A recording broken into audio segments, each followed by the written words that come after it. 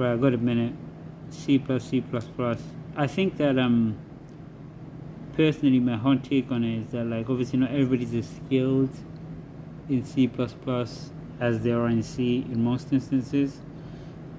Well, I guess it's not as they are in C because not a lot of people are as skilled in C than they are in C++ anyway. But I feel like C++ as a language itself encompasses all the other languages. So if you actually want to implement, or if you see a feature in another language that you like, there's a 99.99% chance that you can implement and use that feature within C++ by augmenting some of the options and the capabilities that are offered to you within that particular language.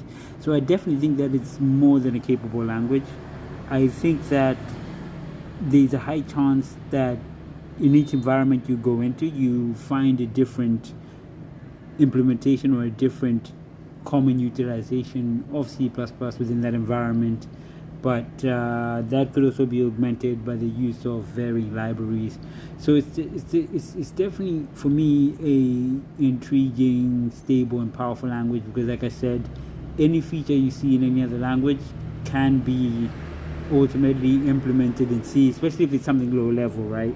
You can find options within C++ that you can utilize in order to get that similar feature.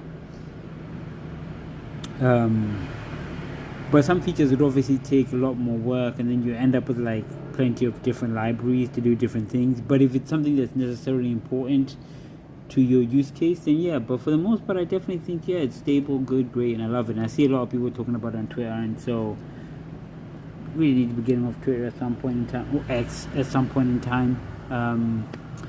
Because yeah, it's like an avenue for exploitation in terms of the content that you're spammed with.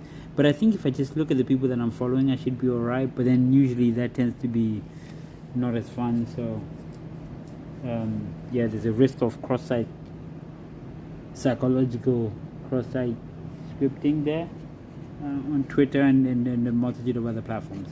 But yeah, that's my take on the C++ hierarchy now. And for the most part, I think I would always prefer C for application level stuff, and then I would always prefer C++ for application level stuff, and then C for OS stuff.